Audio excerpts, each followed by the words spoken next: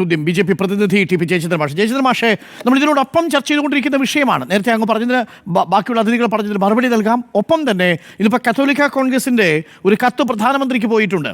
ജനാധിപത്യത്തിൻ്റെ ആത്മാവിനെ മുറിവേർപ്പെടുത്തുന്ന ആക്രമം എന്നാണ് ഒഡീഷയിലെ വൈദികർക്കെതിരായിട്ടുള്ള ആക്രമത്തെ അപലപിച്ചിരിക്കുന്നത്. വെറുപ്പിന്ധനമായ അതിക്രമങ്ങൾ പതിവാകുന്നു. എവിടെ? ഛത്തീസ്ഗഡിൽ ഭരിക്കുന്നത് ബി ജെ പി, എവിടെ? ഒഡീഷയിൽ ഭരിക്കുന്നത് ബി ജെ പി. കേരളത്തിൽ കേക്കുമായി പോകുന്ന ബി ജെ പിക്ക് ഒഡീഷയിൽ നിന്നും ഛത്തീസ്ഗഡിൽ നിന്നും നിരന്തരം വരുന്ന വാർത്തകൾ ഒരു വെല്ലുവിളിയായി മാറുന്നുണ്ടോ ജയചന്ദ്ര മാഷെ? ഡോക്ടർ അരുൺ, എനിക്ക് തോന്നുന്നു ബഹുമാനപ്പെട്ട എം പി എന്നെ തെറ്റിദ്ധരിച്ചുവെന്ന്. ഞാൻ അദ്ദേഹത്തെ തിരുത്താനോ അദ്ദേഹത്തിന് തർക്കിക്കാനോ അല്ല പോയത്. കാരണം ഇന്ത്യയിലെ രാഷ്ട്രീയ പാർട്ടികൾ തെരഞ്ഞെടുപ്പിൻ്റെ കരട് പത്രികയും ഫൈനൽ റിപ്പോർട്ടും പൈസ വാങ്ങിയിട്ടാണ് കൊടുക്കുന്നത് എന്ന് പറയുന്ന അത്രയും രാഷ്ട്രീയ ഔന്നത്യമുള്ള, അത്രയും പൊതുവിജ്ഞാനമുള്ള ഒരാളെ തിരുത്താനല്ല. എനിക്ക് തിരുത്താൻ ഞാൻ അരുണിനോടാണ്. കാരണം എന്നെ നാഴികയ്ക്ക് 40 വട്ടം എൻ്റെ അടുത്ത് ഇടപെടുമ്പോൾ ഇത്തരത്തിലുള്ള ശുദ്ധ എന്ത് പദമാണ് ഞാൻ പ്രയോഗിക്കേണ്ടതെന്ന് എനിക്കറിയില്ല, അസത്യം, പച്ചക്കള്ളം ഒരു എം പി വിളിച്ചു പറയുമ്പോൾ താങ്കൾ ഇടപെടാത്തതിലുള്ള ഒരു വിഷമം മാത്രമാണ് ഞാൻ പറഞ്ഞത്. അത് എന്നോട് ക്ഷമിക്കുക. രണ്ടാമത്തേത്, ബീഹാറിലെ SIR കുറിച്ച് 2 പേര് പറയുന്നത് കേട്ടു. അല്ല, അത് കോടതി പോയില്ലേ നമ്മൾ? എന്താ അതിൻ്റെ ഇപ്പോഴത്തെ അവസ്ഥ? നിങ്ങൾ ഈ ചാനലിൽ വന്ന് പറയുന്ന ബഹളത്തിനൊക്കെ അപ്പുറത്തേക്ക് എന്താണ് അവസ്ഥ? ഞാൻ വേഗം പറയാം അരുണേ. മറ്റൊരാൾ പറഞ്ഞു ജനാധിപത്യം സംരക്ഷിക്കേണ്ടത്, വോട്ടർ ലിസ്റ്റ് തയ്യാറാക്കേണ്ടത് ഇലക്ഷൻ കമ്മീഷനാണ് എന്ന്. ഞാൻ അദ്ദേഹത്തിൻ്റെ രാഷ്ട്രീയ നിരീക്ഷണ പാടവത്തെക്കുറിച്ച് ഞാൻ ലജ്ജിക്കുകയാണ് സർ. കാരണം ഞാൻ പഠിച്ചത് ജനാധിപത്യത്തെ സംരക്ഷിക്കുന്നത് നിതാന്ത ജാഗ്രതയുള്ള രാജ്യത്തെ സമൂഹമാണ്. ഒരു ഉദ്യോഗസ്ഥൻ തെറ്റ് ചെയ്യുമ്പോൾ അതാണ് ഈ മാധ്യമത്തിൽ ഈ ചർച്ചയൊക്കെ നമ്മൾ നടത്തുന്നത്. എൻ്റെ ധാരണ അതാണ്. പിന്നെ പ്രതിപക്ഷ നേതാവ് സാധാരണക്കാരനല്ല. ഞാൻ അദ്ദേഹത്തിന് മുമ്പിൽ ഒരു ചെറിയ കാര്യം സർ പെടുത്തട്ടെ. 2000 ഏക്കർ ഭൂമി ആരോ കൊണ്ടുപോയി എന്ന് ഉത്തരവാദിത്ത ബോധമുള്ള എം പി പറഞ്ഞിരുന്നു. കോടതി എന്താ പറഞ്ഞതെന്ന് താളങ്ങളൊന്ന് കേട്ടു നോക്കുമോ? തീർന്നില്ല സർ. ഇതേ എം പി മറ്റൊരു കാര്യവും കൂടെ നമ്മുടെ മുമ്പ് പറഞ്ഞു. 2019 മരിച്ച അരുൺ ജെയ്റ്റ്ലി വന്ന് 2019 ഓഗസ്റ്റിൽ മരിച്ച അരുൺ ജെയ്റ്റ്ലി 2020 സെപ്റ്റംബറിൽ കുഴിമാടത്ത് എണീറ്റ് വന്ന് അദ്ദേഹത്തെ ഭീഷണിപ്പെടുത്തി കർഷക സമരത്ത്. നിങ്ങൾ കേട്ടിരുന്നോ? മരണശയ്യയിൽ കിടക്കുന്ന പരീക്കറെ കാണാൻ പോയി ഈ മഹാൻ പ്രതിപക്ഷ നേതാവ്, ഔന്നത്യമുള്ളവൻ. എന്നിട്ട് പറഞ്ഞു റഫേൽ ഇടപാട് അദ്ദേഹം അറിഞ്ഞില്ലെന്ന് പറഞ്ഞു. നിങ്ങൾ കണ്ടിട്ടുണ്ടായിരുന്നോ ഈ നിരീക്ഷകൻ മൂക്കിൽ ഓക്സിജൻ ട്യൂബും ഇട്ട് വീൽ ചെയറിൽ ഈ ബഹുമാന്യൻ പറഞ്ഞ പച്ചക്കള്ളം നിഷേധിക്കാൻ ബഹുമാനപ്പെട്ട പാർലമെൻറ്റിൽ അദ്ദേഹം വന്നത് ഈ നിരീക്ഷകൻ കണ്ടിരുന്നോ? വീണ്ടും ഞാൻ പറയുന്നു, ഫ്രഞ്ച് ഇമ്മാനുവൽ മാക്രോൺ പ്രസിഡന്റ് റഫേലിനെ കുറിച്ച് സീക്രട്ട് ക്ലോസ് ഉണ്ട് എന്ന് ഈ മഹാൻ പറഞ്ഞിരുന്നു. അത് അന്വേഷിക്കേണ്ടി വന്നില്ല. കാരണം മക്രോൺ തന്നെ പറഞ്ഞത് പച്ചക്കള്ളമാണെന്ന്. ചൗക്കീദാർ ചോർഹേ എന്ന് അദ്ദേഹം പറഞ്ഞത് സുപ്രീം കോടതി ശരിവെച്ചു എന്നൊരു തെരഞ്ഞെടുപ്പ് യോഗത്തിൽ ഈ മഹാൻ പ്രസംഗിച്ചിരുന്നു. അവസാനം കോടതി അലക്ഷ്യം വന്നപ്പോൾ കോടതി പോയി മാപ്പ് പറഞ്ഞു. ഇതിനൊക്കെ ഉത്തരമാണ് എൻ്റെ ഫസൽ ഗഫൂർ പറഞ്ഞത്. തെറ്റായ ഒരു കാര്യം ഈ രാജ്യത്തെ ഭരണഘടനാ സ്ഥാപനത്തിന് മുമ്പ് പറഞ്ഞാൽ അഴിയണ്ണേണ്ടി വരും. രാഹുൽ ഗാന്ധിക്ക് അറിയാമായിരുന്നേ. ഇത് തന്നെയാണ് ഈ ചർച്ചയുടെ ഏറ്റവും പ്രധാനപ്പെട്ട കാര്യം എന്ന് പറയുന്നത്. ഇനി ഞാൻ ഇന്നത്തെ ഒരു കാര്യവും കൂടെ ഞാൻ ചോദിക്കാം. നിങ്ങൾ ചോദിച്ച ചോദ്യം ഞാൻ അരുണിനെ ശ്രദ്ധപ്പെടുത്തുന്നു.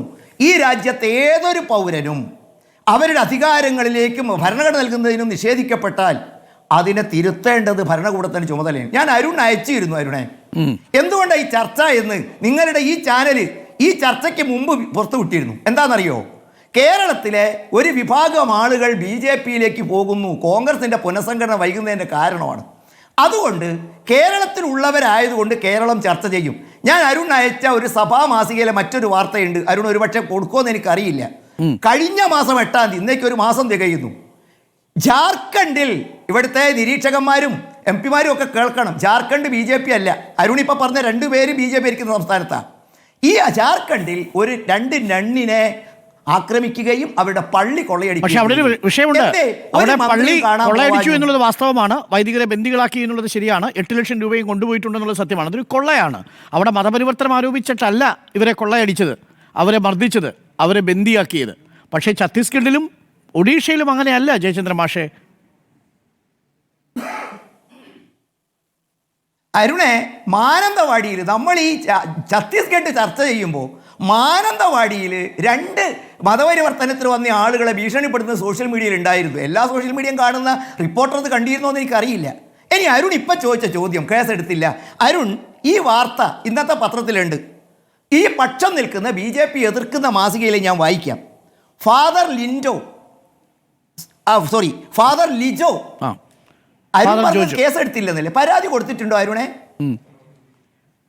അദ്ദേഹം പരാതി കൊടുത്തിട്ടുണ്ടോ ലിജോ അരുണെ? പരാതി കൊടുക്കാൻ പോലും പറ്റാത്ത ഭീതിതമായ അന്തരീക്ഷം എന്നാണ് പറഞ്ഞത്. റെസ്ക്യൂ ചെയ്തത് അരുണെ?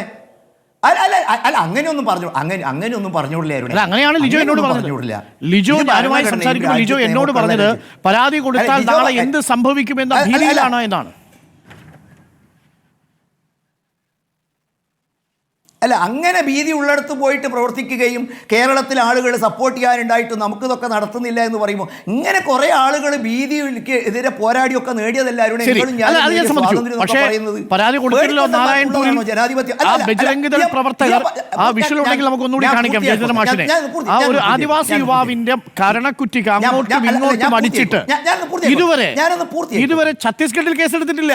ഞാനൊന്ന് പൂർത്തിയായിക്കോട്ടെ അരുണെ, ഞാനൊന്ന് പൂർത്തിയായിക്കോട്ടെ. നിങ്ങളുടെ BJP വിരോധം കൃത്യമായിട്ട് നിങ്ങൾ തന്നെ അറിയാതെ വെളിപ്പെടുത്തി പോവാറുണ്ട്. ആയിക്കോട്ടെ, അത് ആങ്കർക്കാവാം, ഞാൻ നിഷേധിക്കുന്നില്ല. പക്ഷേ എന്നോട് ചോദിച്ച ഉത്തരം പറയാൻ സമ്മതിക്കണം. ഞാൻ ഏറ്റവും അധികം ആങ്കർമാരെ ബഹുമാനിക്കുന്നതാണ്. ഞാൻ അവർ സംസാരിക്കുമ്പോൾ മിണ്ടാറില്ല. ഞാൻ ഒരു ചോദ്യം, ഈ പത്രം പറയുന്നു ഇവരെ റെസ്ക്യൂ ചെയ്തത് പോലീസാണ്, പോലീസ് അവരെ കൂട്ടിക്കൊണ്ടുപോയി. ഇനി അരുൺ പറഞ്ഞത് വിഭിന്നമായിട്ടാണ് എൻ്റെ അനുഭവം.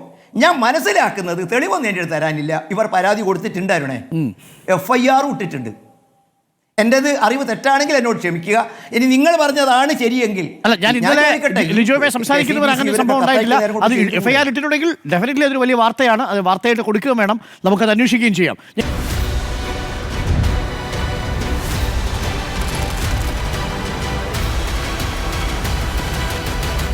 Debate with Dr. Arun Kumar.